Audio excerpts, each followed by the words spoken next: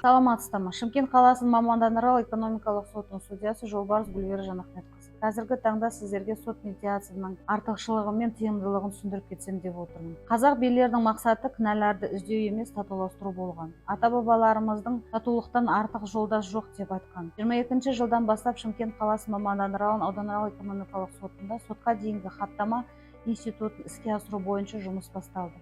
Осы институттың шеңберінде дауды 15 жұмыс күнінің ішінде шешуге болады. Атап өткенде, институт іске асырылған жылдан бастап жақсы нәтижелерге қол жеткіздік. Даулардың шамамен 40% әңгімелесу кезінде татуласумен аяқталды. Медиация мәселелерді шешуге бағытталған, яғни серіктестікпен қарым-қатынасыңызды жақсартуға жақсы мүмкіндік бар. Медиатор өз назарын тараптарға аударады және оларға заңнамалық актілерді ескере отырып бітімгершілік келісім жасауға көмектеседі. Осы бітімгершілік келісім орындау үшін міндетті болып табылады. Қазіргі уақытта Шымкент қалалық сотының базасында беделді ардагерлер мен зиялы қауым өкілдерінен, құрметті адамдардан, өңірдің тұрғындарының тұратын азаматтары сотсыз консенсус табуға сендіретін үлкен өмірлік және кәсіби тәжірибесі бар билер кеңесі жұмыс істейді. Қазіргі заманғы кәсіпкерлік орта уақытты үнемдеуге және минималды шығындарға, тұрақты нәтижеге және қарсыласпен іскерлік қатынастарды сақтауға бағытталған. Қазіргі әлемде уақыт қымбатқа түседі. Медиация уақытты үнемдеуге, шешім табуға және дауды екі жақтан қарастыруға мүмкіндік береді. Өз тәжірибемнен мысал келтіріп кетсем екен.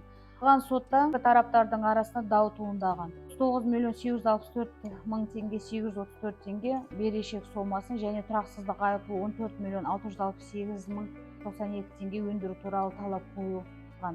Тараптардың арасында 2020 жылдан бастап шартты қатынастар туындаған.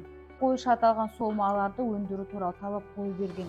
Қаралу барысында сот дауласқан тараптардың диалогы үшін жағдай жасау, іскерлік қатынастарды қалпына келтіру мақсатында оларға дауды медиация тәртібімен реттеу салдары мен артықшылықтарын түсіндірді. Нәтижесінде тараптар ымыраға келіп медиативтік келісім жасады. Сот тараптар ұсынған келісімді бекітті. Келісімге сәйкес талап қойшы өзінің талаптарынан бас тартып, ал жауапкер талап қою арызын мойындап, талап қоюшыға аталған берешек сомасын бөліп төлеуге кесте түзілген. Азаматтық іс бойынша өндіріс тоқтатылған. Талап қоюшыға төленген мемлекеттік баж салығы 4.223.056 теңге кері қайтарылған. Сот ұйғарымы заңды күшіне енген.